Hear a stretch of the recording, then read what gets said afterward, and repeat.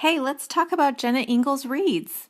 She has built her business on providing high-quality handmade reeds, education, and a sympathetic ear to oboists across the country. When you order from Jenna Ingalls Reeds, you get prompt communication, reeds, or cane handcrafted to your specifications, and cheerful, friendly customer service. All orders are mailed within 1 week, sometimes much faster.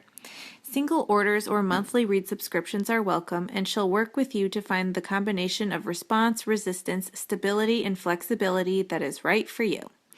Podcast listeners can use the code DISH, all caps, for 10% off their first order at JennettIngle.com. That's JENNETINGLE.com.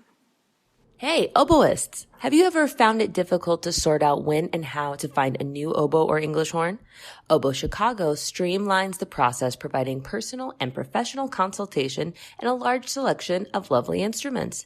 The process feels comfortable and thorough. Selection includes Effleurette of Paris, Howarth of London, Covey oboes, and Fox products. For a credit of $100 towards shipping, mention Double Reed Dish when you call or email Shauna. For a current listing of Oboe Chicago's selection, please visit www.oboechicago.com. Hi, I'm Galit Kaunitz. And I'm Jackie Wilson. And you're listening to Double Reed Dish, a podcast for oboists, bassoonists, and the people who love them.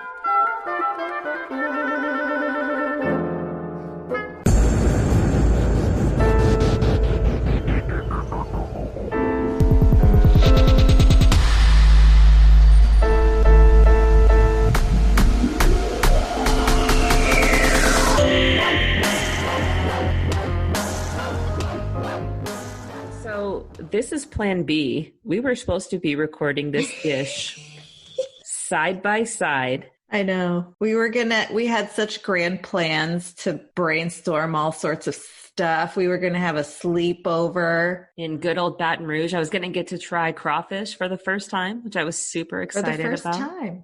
Yes. Daryl Hale was going to host me for a masterclass at LSU, which I was super excited about. And then you were going to come over, and afterwards we were going to have dinner and hang out, and you and I were going to do some Double Reed Dish business and planning for our IDRS show, and it was foiled by that dumb coronavirus. You guys know what we're talking about.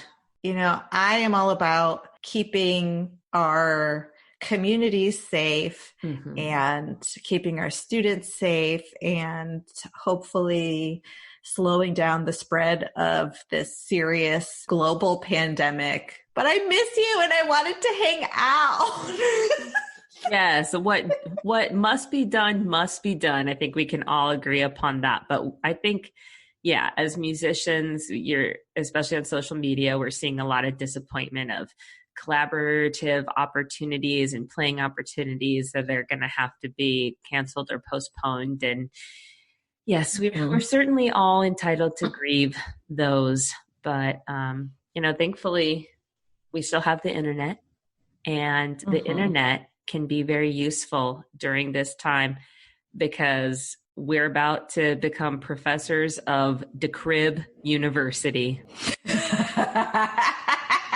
USM has switched to online only until almost the end of the semester. And I guess we're going to see what happens, after the end of April and reassess. But I'm about to start teaching all my lessons on Zoom, doing studio class and read class and everything over the internet. And I know that SEMO has taken some precautions as well. And so we wanted to talk a bit about some resources that are out there for all of the teachers and students who are scrambling to figure out how to best serve their communities, our musical communities. And also I wanted to say our hearts go out to all of the people around the world who are A, sick, and B, who are losing significant income, like all of the freelancers and orchestral players who are going to be struggling financially because of all of the cancellations and postponements. So our thoughts are with you, and hopefully this will burn itself out really quickly. Yeah, we're hoping for the best. Mm-hmm. So, Jackie, talk to us a little bit about the platform that we use to record the podcast, Zoom. It is something we explored after Skype changed a little bit and the ability to record multiple people remotely was no longer available to us. We had to go looking for other programs. And I've seen Zoom in a lot of conversations of teachers to recreate a classroom dynamic or give online lessons, online studio class. I've never used it for that purpose. But we have obviously a ton of experience with looping in multiple people at a time and having people who are less familiar with the internet or less comfortable with all things technology just call in on their phone and have, I think very nice, clear sound quality and positive experiences. I mean, knock on wood, our episodes come out the 1st and 15th. So if you're like, what is Zoom? It's scary. I don't know if it's going to be easy to use or, if it's going to work. It works for us. It's working right now. And I've been reading online that if you do use Zoom for lessons, then you want to make sure to set the sound settings to allow the background noise, because otherwise the sound is pretty bad. But it should work for you. It works great for us. And if it doesn't work for you, there are a lot of other great options out there. Well, and another thing we wanted to talk about, because with online instruction occurring across many universities, at least in the United States, you're going to be wanting to make the most of your practice time. And at least for now, music is going to be a little bit more of a solitary act than before. So we wanted to talk about some apps that really help us in our practice that it might be a cool time to explore if you haven't already. So one I wanted to be sure to shout out is Modacity, which is a practice app that has all these things built into it, practice journal, timers. It has the ability to record in the app and then immediate playback. It has metronome tuner. It's kind of like all the little gadgets that I usually like set out analog on my music stand, put into an app. I use Tonal Energy Tuner for most of that. I don't think Tonal Energy has a practice journal component, but it does have a recording metronome tuner component. Yeah, my understanding is they're very comparable. So that's cool. I also love Audipo, which is a free app. Yeah, you turned me on to this one. Oh, I love it. It's how I learned Soldier's Tale. The Hope Trio. The Ragtime. Oh, Soldier's Tale. Yeah. So you basically download a MP3 of whatever you're playing or practicing, and Audipo allows you to slow down or speed up that track without changing the pitch. Now, if you're slowing it down a ton, the sound is going to get the quality is not going to be quite as good. But I've had several situations as a professional musician where it's like, okay, we're going to have one rehearsal and then the gig. And so you want to have time playing along with the other parts. Of course, nothing is as great as live performance, but I didn't want the first time that I experienced hearing or playing with the other parts to be at that one rehearsal. So I have utilized the Audipo app very successfully. Hint, when I was preparing for my WSU interview and I had all these woodwind quintets to learn that I know I'd only have one reading session, I played along with several professional woodwind quintets in Audipo. Because you can slow it up and speed it down, that doesn't have to wait until the very end of the learning process, or if someone takes a tempo faster than you're planning to. So I love Audipo. I've turned several people onto Audipo. I also love Audipo, and I also love that you said slow it up and speed it down. I did say that? Listen. Yeah. I'm on spring break. I have one more app to shout out, and we actually use this in our juries at USM, but there's a Scales app. It's literally called Scales, and it's a scale randomizer. And what it does is you can have all majors and all minors, or you could limit the number of flats and sharps, or you could do only majors and harmonic minors, or you can just mess around with what scales are included in the randomization, but you just tap the screen and a different scale pops up. And I recommend it to my students for preparing for their scale juries and their sophomore proficiencies, where they have to perform scales as part of their grade. So that's another good one. We also wanted to make sure to bring our listeners' attention to two opportunities that usually cost money, but are currently free. The Smart Music accompaniment service is giving, what is it? Is it 30 days free? It's free access through June 30th. Ah, very cool. Mm-hmm. And also the digital concert hall from the Berlin Phil is now free for everyone. Yeah, for 30 days. So it says the latest date for redeeming the code is Tuesday, March 31st, 2020. So get on there. Yeah, I can't wait. You're going to want to get on that. This is so cool. I am excited to check it out. This seems like a great way to spend spring break. Yes. I want to mention an app that I'm looking forward to starting to use because I've heard such good things about it, but check out Flipgrid. It looks like a collaborative, it says social learning, so it's kind of a video upload platform. So I haven't dived too much into it yet, but I'm anticipating starting to use it for read making, like read class and studio class and things like that. So for all those teachers out there, check out Flipgrid. Let us know what you think. Well, and Galit, if any of our listeners are really missing, having a double read community, is there any back catalog of recorded interviews by professionals in our field that they might want to check out during this time away from school? Well, I mean, now that you mention it, there might be 80 episodes of Double Read Dish. Oh my gosh. You could go all the way back to episode 1 with the poorest audio quality. Yeah, don't judge us. If you start back at episode 1, do not judge us. We're on a journey. Okay?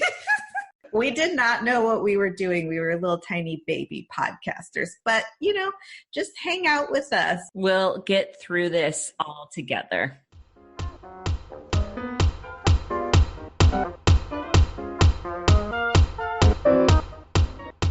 Today's episode is brought to you in part by Ugly Duckling Oboes. Ugly Duckling Oboes is dedicated to the development of young and growing oboists. They strive to provide the necessary tools to help students succeed. They believe in setting students up for success, which is why they rent and sell full conservatory system oboes.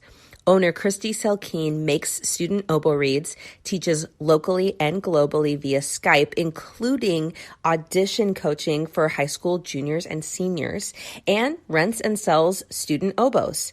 This is an amazing resource that you're going to want to take advantage of, and you can do so by visiting uglyducklingoboes.com, which is where you can also sign up for Christy's newsletter. That's uglyducklingoboes.com. Edmund Nielsen Woodwinds has been serving the double reed community for 70 years. Nielsen sells a wide variety of oboe, oboe d'amore, English horn, bassoon, and contrabassoon reeds and cane, as well as reed-making accessories, reed cases, and lafrex. And of course, they have the classic Nielsen wedge knife, which features a double hollow ground with a choice of handle size. In addition, they have many other knives available. Nielsen has long been known for their large Heckel bassoon bocal inventory. Fill out their online trial form to start a trial and find the perfect Heckel bocal for you. For all your double reed accessories, Nielsen is ready to help you.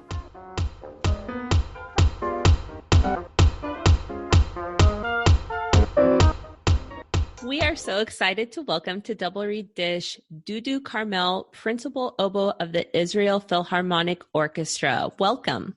Well, thank you. I'm happy to be here. We like to get to know our guests by first asking them how they began to play their instrument. So could you tell us how you started on the oboe? I started music, actually, it was with recorder and a bit of theory lessons when I was it was the second grade, so I was probably 7 or 8 years old. And actually, it's funny because I was very shy.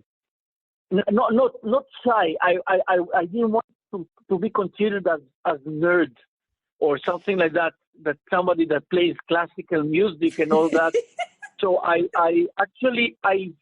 hid that the fact that I study music and classical music, and actually it lasts for really a long time until I was like 15 or 16. That's a long time to hide from your friends that you're into classical music. Yeah, it's incredible. And my best friend that lived one floor beneath me in Tel Aviv, he never knew that I was playing after. I mean, it took a bit time until I played the oboe. But then I remember I used to live with my grandmother. And the school was at the very end of the street. It was not a long street. So every time the school ended, she used to stand in the balcony and to shout, "Dudu, come home!" And then also she to shout that I need to practice and to play. And then once he asked me, what did she say? You need to play? What is this thing? So I said, no, it's nothing. Something I mentioned, like I didn't want him to know that I'm playing. So it's funny. But anyway, in the second grade, Galit knows it's called Kita Bet in Hebrew. Mm-hmm. I started to play recorder, and like a few years after, a bit of piano, because oboe is a bit too. I mean, to start it with when in such a young age, it's a bit complicated. Anyway, it was in the conservatorium. It's called the Israel Conservatorium, Music Conservatorium, Tel Aviv, something like that. And then after, like, when I was in the 6th or 7th grade, the director of the conservatorium, she came with Smadar, the late Smadar Shazar. She was my oboe teacher, but then I didn't know her. And she came, and to the lesson, we had lessons with the recorder, but it was group lessons, so not individual. It was like 6 or 8 in the lesson. And I remember it was the recorder teacher was, we say in Hebrew, Yeke. Yeke is Jewish from Germany, that they are the Jewish people who live in Israel. So they have their character, their special traits. They are very pedant and all that. So she was like that. Her name was Chava Friedlander. I will never forget her. Of course, she passed away many years ago, and she liked me very much, and she wanted me very much to play the cello. So you can imagine if I was shy to play a recorder, so cello for me was like a real catastrophe. So I didn't even want to think about it. So in the beginning I said, okay, I want to play trumpet or drums or something like that. But then the director came with the oboe teacher, and she made me do this embouchure, the thing with the mouth that I wrap the teeth with the lips. That's how we play the oboe. So she told me to do that, and she said, okay, you can start the oboe. And then I started. I started oboe. I was 13 or 14. I don't even remember. Yes, I think it was after the bar mitzvah. I'm not sure. So I think I was already 13. And after 1.5 years, it was even worse. All this nerd complication I had. So I really wanted to stop.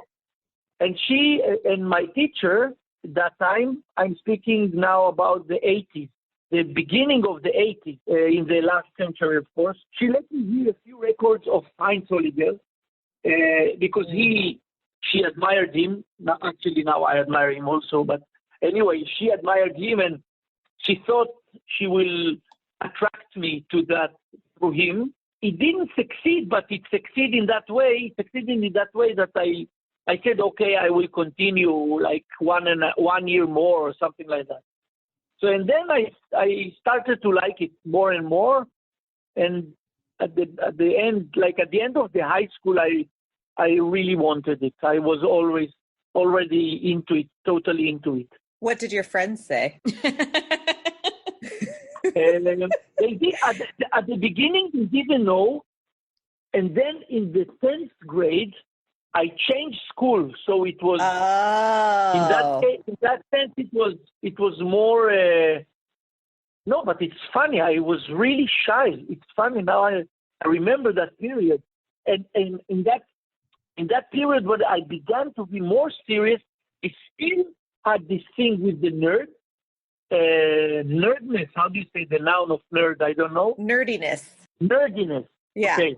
But since I changed the school, it was easier for me somehow. So basically, my best friends, they didn't know immediately. And of course, afterwards, they knew. But also my best friends then, they were not anymore my best friends after I changed the school. That sounds very traumatic.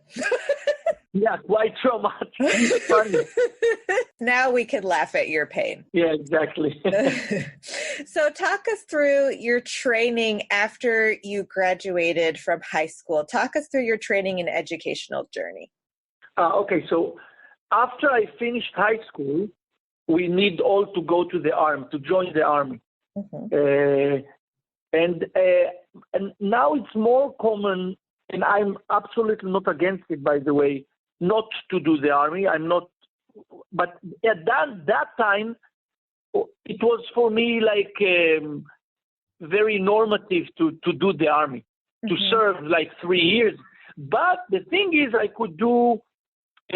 we could do some kind of tests, auditions for being a musician in the army. And then you have like, they make it easier for you. And also you join ensemble of like an orchestra, or it's an orchestra and also small ensemble that you perform in army bases all over the country. So I attended those auditions, and I was elected. And that, I must say, that time it was a nice thing to do. It was not so common. Now it's easier. I mean, I don't want to show off, of course, but now it's much easier than when I was in the army to be a musician. And then so I could start the academy. So I started the academy in Tel Aviv, and then I studied with Eliyahu Turner. He was the oboist of the principal oboist of the Israel Philharmonic, and I started to look at the Hochschulen, like institutes abroad, mostly in Europe. And when I was already 16, so it's the 11th grade, I met my teacher, Thomas Indermüller, in Germany, in Karlsruhe. So because I went to summer courses that he had, he taught there. He had master classes. And then I came in the following year, I visited another master class. So it was clear that I'm going to him. And I even didn't finish after the army. I was 3 years in the army, and you need to finish the studies for the bachelor. That time, I don't think it was called bachelor, but anyway, to finish the first degree, we needed 4 years. And also, I was really lazy with all the theoretical subjects. So I just didn't show up for anything, almost anything. And also, I was not very good at it. It's not that everything came easier. I was not so good at it. So I didn't have any particular interest to go to the lessons. And all the other things with oboe came far more easily. So I was like focusing in more in the like playing in ensembles, in the orchestra, and of course I needed to go to the lessons. But so what I wanted to say is that when I finished the army, I didn't finish the degree, but I didn't want to stay more in Israel. So I applied for that scholarship. It's called DAAD in German. It's called Deutsche Akademische Austauschdienst. It's like a interchange between students, between countries. And then this DAAD scholarship, it's a full scholarship, even with spouse allowance. Wow. And it was important because I got married. I was not even 19. Wow. Now I'm married again, but not to the same, not to the same wife. But we were married. We were married about 20 years, and so it was very important that this spouse allowance that we got. So the scholarship enabled me to come with. I mean, I didn't have kids then, but my wife came with me then to Germany, and then I could study 2 years, and then I came back. Well, I would love to hear about Thomas Indermüller and what he was like as a teacher, and what you gained from studying with him. It's funny because sometimes I think how one defines if it's a good teacher or a bad teacher. And sometimes, I mean, it's also this definition depends on the age and on the person who defines it. So right. I thought about it with Thomas. I mean, I have a lot of critics maybe about him, sometimes about how he played, but I really remember very, very, very clearly specific lessons on specific pieces. Like, I don't know, the Bach G minor sonata for oboe, Pasculi, some pieces, Couperin, and really until today, it's like, how can I say, it's really incredible. I find it incredible.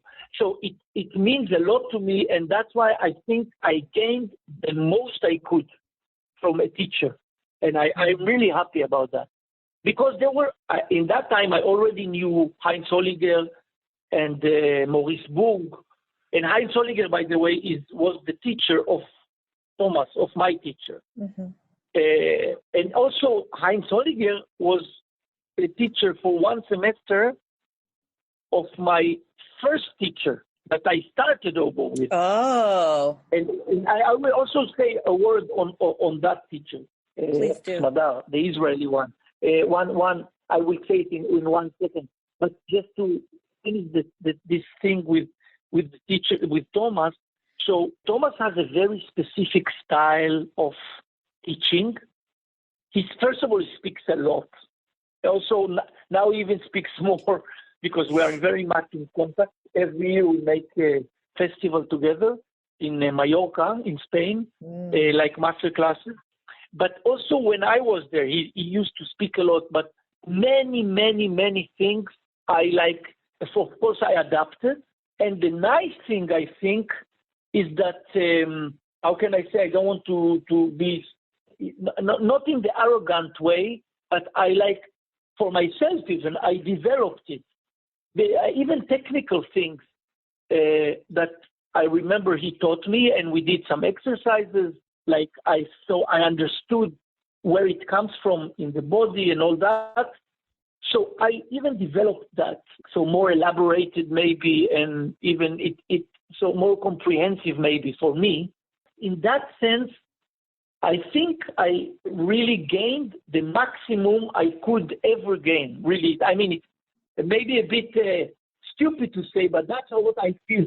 It was a very, very good experience. I hope my students will have that feeling also about me with them as I have with Thomas. And then I know that somehow I contributed their success or not success, but their development. And only one thing I wanted to say about my teacher. It's funny because I'm sure it's also about the age. I started to study the oboe when I was 13 or 14, as I said. And with Thomas, I was 21. No, 21 when I started to, like, in the formal education, the formal studies in Karlsruhe. I knew him when I was 17 or something like that. But with Smadar, the first teacher, technically and even musically, I don't say, I'm sure I learned many things, but I don't remember what I learned. It's really funny. I'm trying to remember, and I don't remember. And I remember that I admired her, really admired her. Like she was saying I remember she liked very much Paris, and she liked very much Holliger. So it was like contagious, this thing with, for instance, with Holliger until now is for me the utmost musician and oboist, for instance. But it's very weird, or I don't know what. I mean, one can of course explain it in many ways, but it's very weird that she was probably contributing me more about, I don't know, general emotional development, far more than any technical development. I think that's at least what I feel. She got you excited about it. Yes, absolutely. Yeah. I'm telling you, in one point I was really admiring her, really. And I was scared in the academy. I learned with Eliyahu Turner, and he was not and still I was consulting with her about reeds and all that. That thing, because I didn't want anything with reeds with the teacher of the academy. I was still and also after, of course, we were very much in touch. She passed away like 10 years ago, about 10 years ago, something like that. She was smoking too much. Oh, that's too bad. Can you talk to us about starting your professional career and how you found your way to principal oboe of the Israel Philharmonic? I finished my it's called, well, I don't know the translation in English. It's not a master, but when you are a performer, there is like 2 years of academic route, let's say. And that was what I did in Karlsruhe in Germany. So it was 2 years. I was 23. In this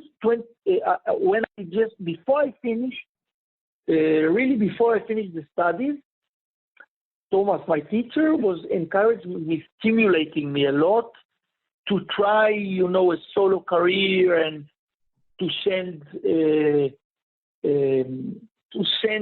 recordings. I did some recordings in the school. It was a rich school in Karlsruhe. And so I did some recordings and I sent many places. Some I got a recital even in Berlin or something. But when I just wanted to continue my studies for a third, so it's called solo diploma. Then my ex-wife got pregnant with my first child, so we wanted to go back to Israel. And it happened to be that there was an orchestra in Israel, not the Philharmonic. They looked for an oboist. So, and they called me to Germany, and they asked me if I wanted to join the orchestra, even with no audition. It was funny. And I said, yeah, okay, why not? It was the opera orchestra. And I played there 5 years. In those 5 years, I of course, in Israel, economically and professionally, it's the Philharmonic Orchestra, and all the rest, the other orchestras, are far below. Mm-hmm. I mean, it's a fact. It's not an opinion even, because it's a fact because it's numbers. It's the most. We earn the most money in Israel, in the Israel field. So of course I wanted to join the Israel field. Now the thing is Zubin Mehta, who just now retired from being director of the orchestra about 40 or 50 years. He knew me already because before I went to study, there was a small program of the Israel Phil for youth concerts that young players are playing for Mehta, and then like audition for him, and then he picked a few to the concert, and they play as soloists with the orchestra. So I was playing like that when I was 19, before going to Germany to study. And then he knew me already, and he had a very clear idea about an oboe sound because he was the music director in the New York Phil and in LA Phil. He lived in LA anyway, so he was very much American sound oboe oriented, let's say. Mm-hmm. It's a bit like that. Anyway, and he was saying to me, he was telling me, yeah, but with this sound you have, I like your musicianship and all that, but this sound, I can't accept you to do. I said, okay, I'm sorry. And then I went to Germany, and then I came back. There was one first audition, and I did the first audition I did in the Israel Phil. I think it was 96 or 95 or 96. And I was playing, I remember, I went to the second round. And in the second round, he was really nasty to me, really. Mm. And he said, because he was angry that I was not following his advice about the sound, and I was studying in Europe, and he didn't like the sound. And so anyway, he said this sentence that you always say, don't call us, we'll call you. And so he said, don't call us. I was so pissed off. I almost like threw a chair on him. I was so angry. So then it was over. They took an American guy for a few years, and then he didn't pass the trial he had. And then they did another audition, which was 99. And then I did another audition. And then he was saying to me, listen, still I don't like your sound, but I told him, listen, I understand you don't like my sound, but if you just give me the chance to start in the orchestra, it's true that, with any instrument, but even with the wind instrument that is a soloist in the orchestra, you need to grow to grow into the job or into the part of the orchestra. And in every orchestra is different. And the Israel Phil used to have this traditional, very I don't know how to say it, very typical Philharmonic sound, let's say. And I told him, let me just give me the chance to grow into it, to develop into that. And he said, okay. And I think it worked, actually. I can understand what he meant. I was very pissed off with him and all that, but I understand what he meant about the sound. And, but still, I was loyal to my principle and my principles about, sound and all that. But I could see I could even not to see, but to feel, to hear. And actually what I told him happened because I changed, but naturally with the time, and it's like a small, it's not a metamorphosis, but it's how can I say, it's like growing into something. I don't know how to explain it better than that. So now I feel very happy I feel very happy and very natural to play in the orchestra. Really, it's like I feel absolutely. I mean, I'm already the second audition. It was in '99, in January '99. I remember.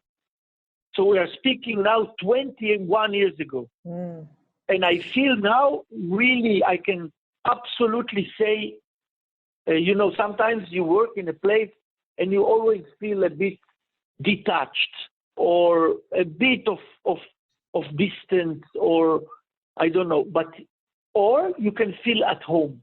And for sure, I feel at home. Absolutely.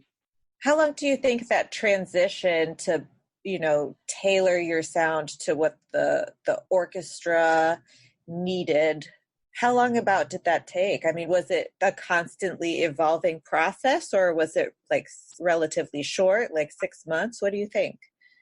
It's really like evolving is the right word, because evolving is something that it doesn't come all of a sudden. It needs a development, like small. It's like a very short evolution, but something that, so 6 months maybe it's too little. It's too short. But I would say, but already in 6 months you can feel a change. You can, and you know what? If you don't feel a change, because now, I mean, now actually we're auditioning also. Well, I don't say anything about the one that the specific person that we audition, but that is in the audition. But I'm saying in general that one of the criteria for me, for if like a good, if one passes trial period successfully, is if this evolving is happening. Sometimes it doesn't happen, it's not happening, and then I see, okay, so this guy or this girl, they don't match. It's not that they're not good. Maybe they are very good, but somehow there is no, there was no any click with the. Mm-hmm. It's like with chemistry. Yeah, exactly. Somehow. Mm-hmm. So I would say already in half a year you can see something. You must see something. If you don't see something that happened, a process maybe is not finished, the process, but if it happens, it starts to happen, and you hear it, you feel it. And by the way, this process is from both sides, I must say. It's not only the player, mm-hmm. but it's also like the orchestra. It's funny to say, but it's like that a bit. The orchestra is get used to the player, because as the wind player, the wind players, they play every part. They play their own part. It's not like the strings that they play together.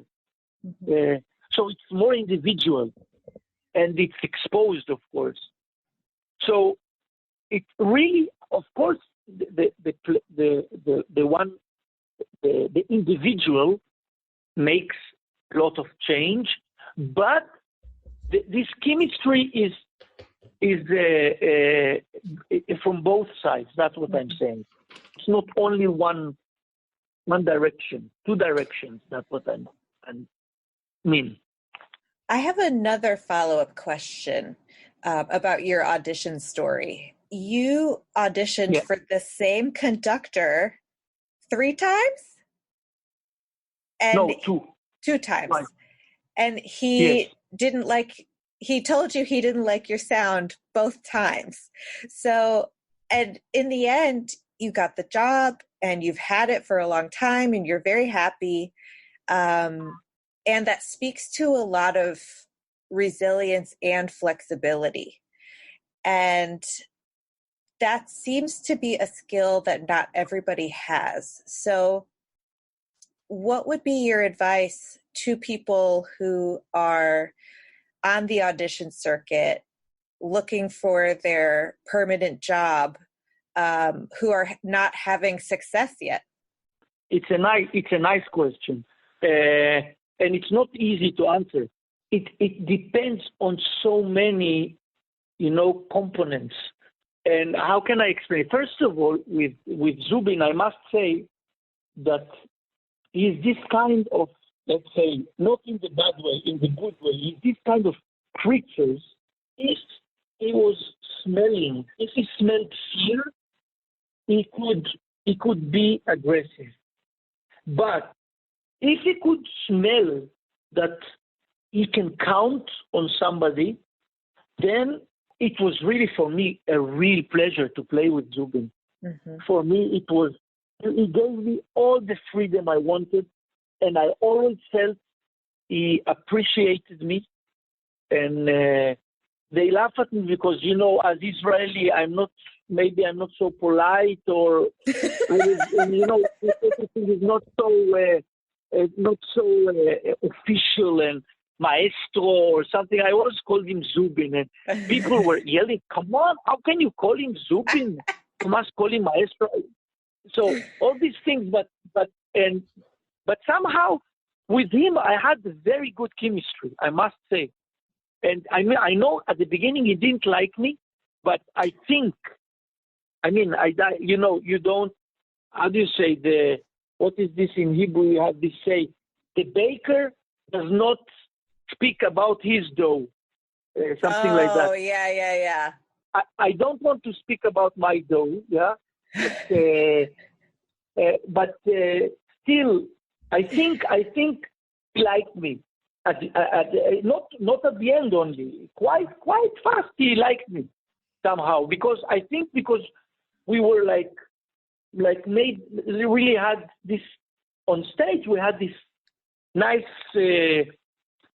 The roles were very clear. He used to give me any freedom I want, and he could rely on me in that sense. So okay, let's go back to your nice question, is that I think it's complicated. It's not, in one sentence you cannot give an advice. But I think you must look at those things not only professionally, but in the whole aspect, psychological aspect of, the relationship between two people. Of course, you must be sure and you must be confident in what you do. Of course, in the way you play, and of course, this must be. You should not probably transmit some kind of fear, show fear, but also that for instance, with Zubin, you should not show fear. But maybe with other conductors, it's not such a big deal. So that's why you need to be very much alert to many components of not only professional. Of course, professional is a necessary thing.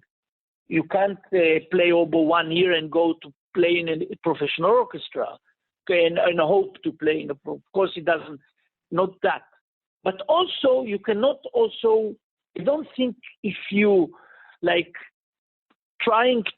if one tries very hard to obey every little comma or every little pause, or I don't know what that the conductors want, or to make the conductor content as a very obedient soldier, I also don't think that's good.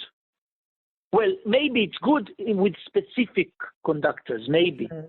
But I can tell you with Zubin it would not work, that thing, for instance. You need to, for Zubin, he wanted really somebody he could rely on. And that if you show him you can be a leader, so then he feels quiet and he feels safe, he feels secure, and then he goes. Some other conductors will maybe think, it's too much, it's too firm opinions, or I don't know what. So that's why I'm saying one needs to be, it's complicated question, and the answer but one needs to be very much, a wide perspective of many things that is possible. But okay, it's good it's like a good advice for many things, not only for how to like prevail auditions. Could you please tell us about a memorable moment that you have had performing? What past concerts or recitals or concertos really stick out in your mind as memorable? It's funny. I mean, there are quite a few, but then I forget them. But I don't know why now just pops up this. I didn't remember a few years ago. No, it was 1 or 2 years ago. 1 year ago, I played with Jean-Andrea Nozeda. He's a very, very nice conductor. I mean, good conductor, which I like very much also as a person. And he comes a lot to us. And we did since with Joshua Bell, we did the Saint-Saëns violin concerto. It's not such a big, but there is a very, very nice oboe solo there. And for me, it was this kind of solos that you play and every minute you enjoy it. I don't know. So this is like, of course, I had many moments. It's nice moments. And also I'm a bit maniac about how can I say, my playing, but in this, sometimes it's in a good sense, sometimes it's in a bad sense. So I record a lot. Mm-hmm. Like I record myself even in rehearsals and just to know how it sounds, the vibrato, timing, I don't know, things like that. And and I have lots of times, I mean, many times I have a specific idea of how I want myself to perform something, even if it's a solo in an orchestra or not in a recital, it's always the same. And I must say, I don't have many moments that I hear the recording and say, wow, that's how I wanted it to be heard, to be performed. But sometimes I do that. I mean, sometimes I do feel, wow, this is a nice thing. I liked it, what I did. And this is like probably the most satisfying moment for me as a musician.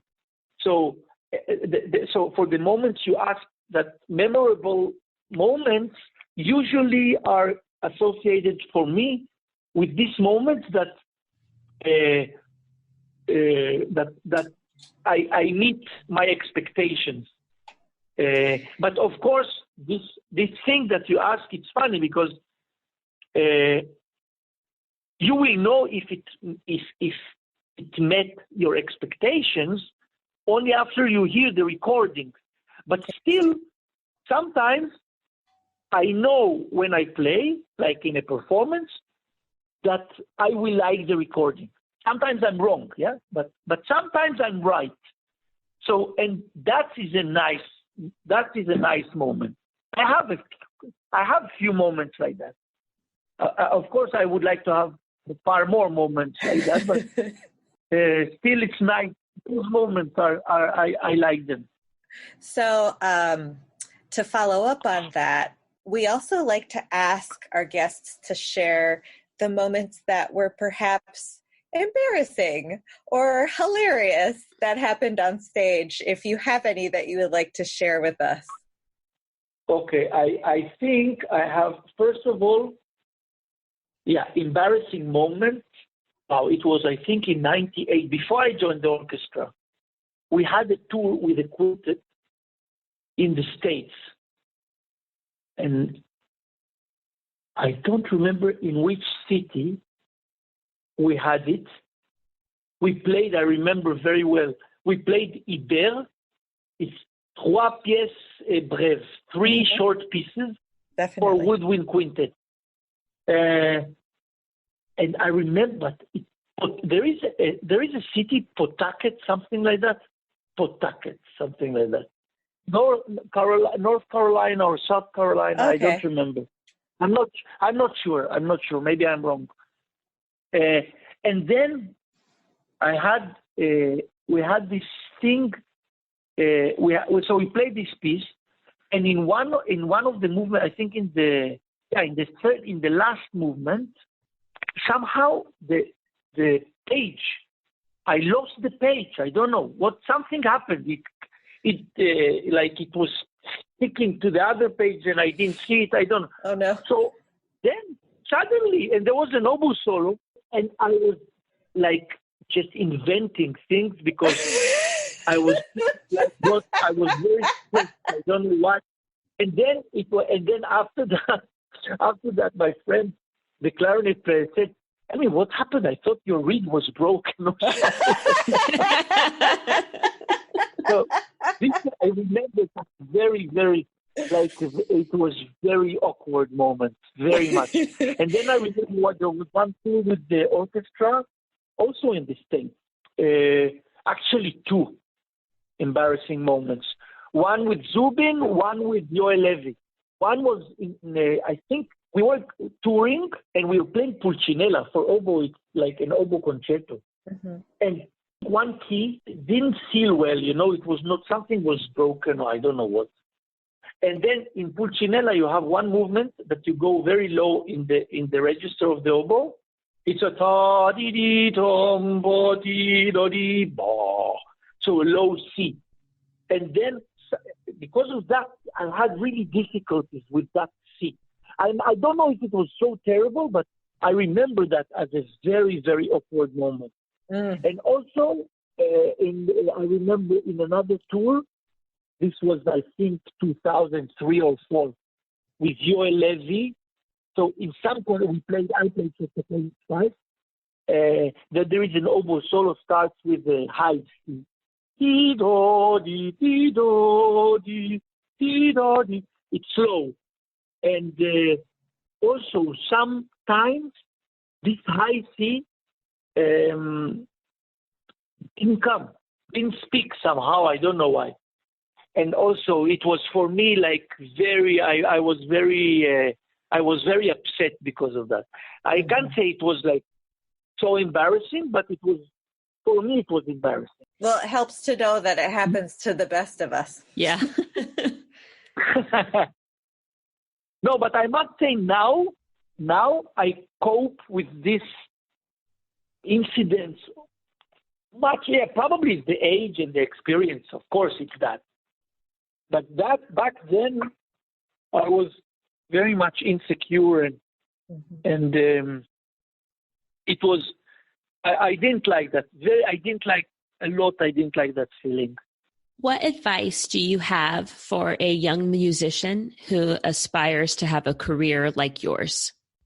I wish, but it's like you say, a wishful thinking, because it's really an age thing, I'm sure. I cannot explain it. It's if I go again to an allegory. Now I have two daughters. One is 28, one is 22 and a half, 27 and a half, and 22 and a half. And now I have a baby, I told you. And I remember my mental state with my old daughters, and I compare it to now, my mental state in the career point of view. I remember. And it was completely different. So, but I don't think an advice will help that. You know what I mean? Because it's the experience that it changes the whole format of how you are built somehow. So when you come to when I see young musicians, I often see that, of course, they want to succeed. They want to be heard. They want to be that people will like them, and of course, it comes on the account of the real substance of what they do. I mean, for instance, if they play something, so they will think, I can play a bit faster or louder, or I don't know, not to serve the music, but to serve my career. It's a bit cliche, I have to say that, because I don't think if you say to somebody young, it will help. One needs to understand that by himself. That's what I'm saying. So, of course, you can say, think about the music, don't think about this, and don't think about yourself. But it goes from one ear and will come out of the other ear, and it will not be absorbed in the brain somehow. It needs to. It's a feeling. What can you say? It's a feeling that you must be older to have it. That's what kind of I can. Of course, you have mutants that they can have it already in some point, in some way. Maybe like wonder kids. Sometimes, why they are wonder kids? Of course, they have abilities, but you have. Not only wonder kids have the abilities. You can also, other people have the abilities, but maybe the wonder kids, they have this kind of premature thing. They are mature before, not because of the time of the chronology, but because mutants or something like that. And this is of course nice, but sometimes you see that with the wonder kids that in some time it stops, and then they are not wonder kids anymore. It's funny. This advice, you can say it, but I don't know if it helps. You know what? I know an advice. I can give an advice. Now I think if trying to define, definitions of things, emotions, situations, and to try to understand not only the circumstances, but also what causes what. And then you can define things, then maybe it can help a bit. Probably not a lot, but a bit. Yeah, that's the advice I can give. Dudu, thank you so much for talking with us on Double Reed Dish. It was a real joy to hear your thoughts on music and on oboe, and we're so grateful for you spending the time with us. Okay, great. For me, it was also nice.